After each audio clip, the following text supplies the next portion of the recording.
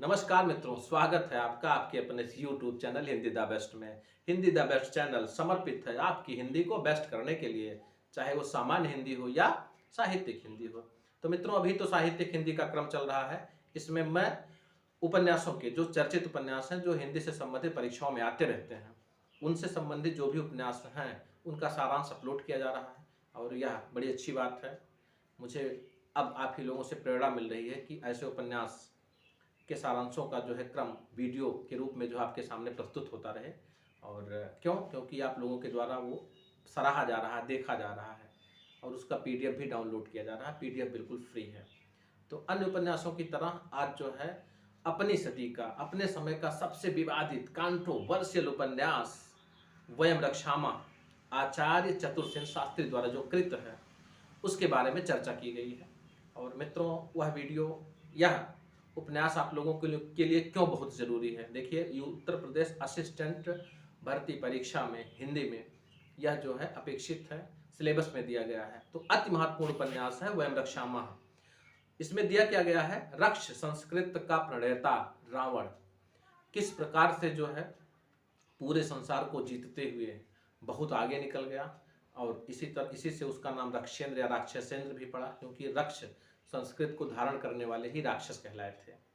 तो इसमें जो है प्रागवैदिककालीन इतिहास से संबंधित या उससे पहले, यानी वेदों की रचना के पहले और वेदों की रचना के बाद जो भी घटनाएं घटी हैं, किस प्रकार से निर्वंशों का विश्व में जितनी संपूर्ण जातियां फैली हुई हैं वो किस प्रकार से जो विकसित हुई, पल्लवित हुई और फली फूली, वही इस उपन्यास में दिखाया गया है। तो इसमें आचार्य चतुर्सेन शास्त्री ने कहा भी है कि इस उपन्यास को लिखने में मैंने अपनी आधी शताब्दी यानी 50 वर्षों की जो प्रज्ञा पूंजी थी उसको मैंने इस उपन्यास में पूरी तरह से उड़ेल दिया है, यानी छोंक दिया है, लगा दिया है। तो काफ़ी जो है मेहनत के बाद, बहुत शोध के बाद जो है शास्त्री जी ने इस उपन्यास को लिखा है। इस उपन्यास में क्या है आप इसको जो है देख लीजिए। और आज से इस उपन्यास से संबंधित आपका कोई भी प्रश्न गलत होने वाला नहीं है, ऐसा मेरा दावा है। और ये दावा आपके लिए पूर्णतः सत्य है। आइए मित्रों, सबसे पहले शुरू करते हैं परिचय इसका। इस उपन्यास में प्रागवैदिककालीन नर, नाग, देव, दैत्य, दानव, आर्य, अनार आदि विविध निर्वंशों के रेखाचित्र हैं, जिन्हें धर्म के रंगीन शीशे में देखकर सारे संसार ने उन्हें अंतरिक्ष का देवता मान लिया था। लेखक ने वयम रक्षामः में उन्हें नर रूप में पाठकों के सामने उपस्थित करने का साहस किया है। रावण रक्ष संस्कृत का निर्माणकर्ता एवं पालक था। वह संपूर्ण पृथ्वी पर घूम घूम कर लोगों को युद्ध द्वारा पराजित कर रक्ष संस्कृत में मिला रहा था। इस संस्कृति को धारण करने वाले नर राक्षस कहलाए। इसी कारण रावण को रक्षेंद्र या राक्षसेंद्र भी कहा जाता है। उस संस्कृत का नारा था वयम रक्षामः। लेखक के शब्दों में मेरे हृदय और मस्तिष्क में भावों और विचारों की जो आधी शताब्दी की प्रज्ञा पूंजी थी उसको मैंने वयम रक्षामः में झोंक दिया है। इस उपन्यास में मेरे जीवन भर के अध्ययन का सार है। इससे आप समझ सकते हैं कि इस उपन्यास की रचना में आचार्य जी ने बहुत परिश्रम किया है। आइए मित्रों, सारांश देखते हैं। यह एक बृहद उपन्यास है, 500 से अधिक पृष्ठ हैं। उपसंहार के अतिरिक्त 127 अध्याय हैं। इसका सारांश अत्यंत दुष्कर कार्य है, फिर भी अपनी योग्यता एवं क्षमता के अनुसार इसके संक्षिप्तीकरण का प्रयास मैंने किया है। इसमें कितनी सफलता मिली है इसका मूल्यांकन आपके हाथों में है। धन्यवाद। तो इस उपन्यास में 2 कालों का वर्णन है, प्रागवैदिक काल अर्थात वेदों की रचना के पहले का काल, वेदोदय काल अर्थात वेदों की रचना के बाद का काल। उस समय मातृ कुल का प्रचलन था। प्रचेता के पुत्र दक्ष ने 60 कन्याओं का दान किया। 13 कश्यप को, 10 यम को, 27 चंद्र को, 4 अरिष्टनेम को, 2 भृगुपुत्र को, 2 कृशास को और 2 अंगिरा को दी। उपन्यास के अनुसार आज के विश्व का संपूर्ण निर्वंश इन्हीं की संतति है। दिति, आदित्य, दनु आदि कश्यप की पत्नियां थीं। आदित्य के पुत्र आदित्य कहलाए। ये आदित्य के वंशज जो देवभूमि में रहे देव कहलाए और जो भारत भूमि में आए वह आर्य कहलाए। दित्य के वंशज दैत्य कहलाए। दनु से उत्पन्न वंशज दानव कहलाए। इसी प्रकार गंधर्व, नाग, गरुड़, नर आदि वंशों का विस्तार होता गया। मित्रों, इसको समझने के लिए हम थोड़ा सा अपने परिवार पे चले जाएं कि जिस प्रकार से हम अपने परिवार के 3-4 पीढ़ी ऊपर जाएं और वर्तमान से तुलना करें तो बहुत विस्तार एवं अंतर दिखाई देगा। उसी प्रकार धरती पर अनेक वंशज उत्पन्न हुए थे। क्योंकि इस उपन्यास का केंद्र बिंदु रावण है, अतः रावण का परिचय अपेक्षित है। माली, सुमाली और माल्यवान दैत्य बंधु थे। सुमाली ने ही लंका बसाई थी। देव असुर संग्राम में सुमाली पराजित होकर लंका से भाग गया। लंका को प्राप्त करने का उपाय सोचता रहा। अंत में अपनी अत्यंत सुंदर पुत्री कैकसी को संतान प्राप्ति के उद्देश्य से पुलस्त्य मुनि के पुत्र विश्रवा के पास भेजा। कैकसी को 4 संतानें हुईं, रावण, कुंभकर्ण, विभीषण एवं पुत्री शूर्पणखा। विश्रवा ने उसे वेद वेदांगों से पूर्णतः दीक्षित किया, परंतु सुमाली अपने अनुकूल आचरण में रावण को ढालने में सफल रहा। सुमाली जानता था कि रावण के प्रताप और वीरता और पौरुष से लंका अजेय नहीं रह सकता। इधर रावण धीरे धीरे सभी को जीतकर राज्य विस्तार करने लगा। मय नामक दानव अपनी परम सुंदरी पुत्री मंदोदरी का विवाह रावण से कर दिया। इस प्रकार वह दानवों में भी पूजित हो गया।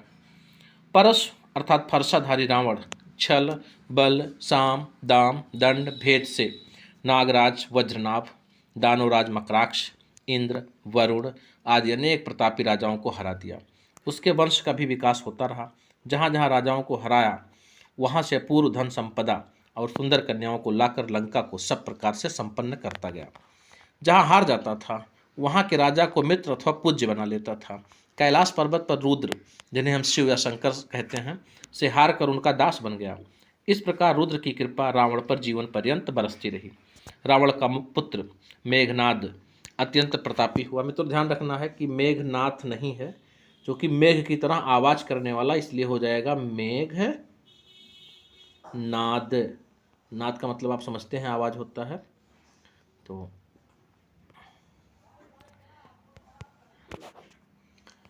जब रावण लंका में रहकर कुबेर से लंका छीनना चाहा, तब दोनों में युद्ध का संकट खड़ा हुआ। बाद में कुबेर पिता विश्रवा की सलाह पर कुबेर ने अलका नगरी की स्थापना की और लंका का परित्याग कर दिया। अमरावती में एक धूर्त, कपटी, धोखेबाज तरुण का मतलब युवा, राज्य पर अधिकार कर इंद्र की पदवी ग्रहण किया। यहाँ देवजात रहती थी, इसलिए इंद्र का नाम देवेंद्र भी पड़ा। इंद्र का विष्णु से भी मधुर संबंध था। दोनों ने अपने कपट से वामन रूप धारण कर प्रतापी राजा बलि का सर्वनाश कर दिया। बलि के गुरु शुक्र थे। वह विष्णु की चालाकी जानकर बलि को सावधान किया। शुक्र को रिझाने के लिए इंद्र ने अपनी पुत्री जयंता को भेजा। इधर अयोध्या में राजा दशरथ राज्य करते थे। आर्याव्रत में सूर्यवंश के उत्तर कौशल में मनु, इक्ष्वाकु, मानधाता, अम्बरीश, दिलीप, रघु, विश्रुत पुरुष हो चुके थे। दशरथ भी उसी वंश के प्रतापी राजा थे। इनकी 2 पत्नियां थीं, परंतु कोई संतान नहीं थी। संतान की अभिलाषा में केकय राज्य में राजा की पुत्री कैकेयी से इन्होंने तीसरा विवाह किया। केकय राजा का यह वचन कि कैकेयी के पुत्र ही राजगद्दी पर बैठेगा, दशरथ को अपना दामाद बनाया था। संयोग से राम कौशल्या से, भरत कैकेयी से और लक्ष्मण और शत्रुघ्न सुमित्रा से उत्पन्न हुए। राम और लक्ष्मण को विश्वामित्र अपने आश्रम में ले गए। यहीं इन दोनों की शिक्षा दीक्षा हुई। इन्हीं बालकों के उद्योग से विश्वामित्र यज्ञ संपन्न किए थे। राक्षस जाति के लोग मांस, मदिरा आदि के द्वारा यज्ञ कार्य को भंग करते थे। मिथिला के राजा शीरध्वज धनुष यज्ञ ठान चुके थे। उनका प्रण था कि जो शिव धनुष को उठाकर उसकी प्रत्यंचा चढ़ाएगा, उसी से उनकी भौमी पुत्री सीता का विवाह होगा। यह कार्य राम के द्वारा संपन्न होने पर राम और सीता का विवाह हुआ। राम दशरथ को अति प्रिय थे, इसलिए वह राज्याभिषेक ज्येष्ठ पुत्र राम का करना चाहते थे। कैकेयी की दासी मंथरा के उकसावे पर कैकेयी रूठ कर कोप भवन गईं। दशरथ से वह भरत के लिए राज सिंहासन और राम को 14 वर्ष का वनवास मांग लिया। दशरथ इस वियोग को सहन न कर सके और अपने प्राण त्याग दिए। अस्मपुरी का युवराज विद्युज्जी, जो कालिकीय था, अपने पिता की हत्यारिन माँ विज्जला को मार डाला था। उसने रावण की बहन शूर्पणखा को भगा ले गया था।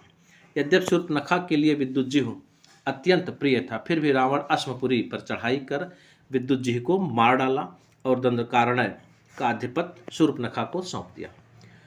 राम के वनगमन पर उनकी पत्नी सीता, छोटे भाई लक्ष्मण भी साथ हो लिए।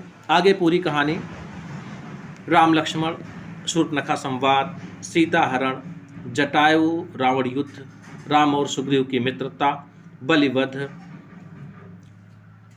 हनुमान द्वारा सीता की खोज, लंका दहन, समुद्र सेतु का निर्माण, लंका पर वानर जाति की सहायता से राम की चढ़ाई, लक्ष्मण मेघनाद युद्ध, कुंभकर्ण राम युद्ध, राम रावण आदि युद्धों का चर्चा इस उपन्यास में है।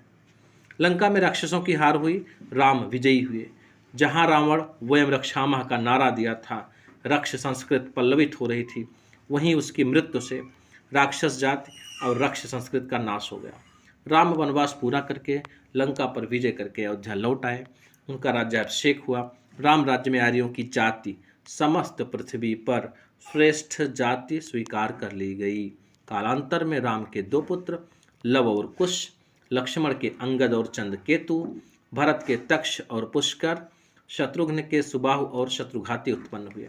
इसी उपन्यास में राजा शिवी का भी नाम आया है, जिन्होंने कपोत जाति की रक्षा की थी।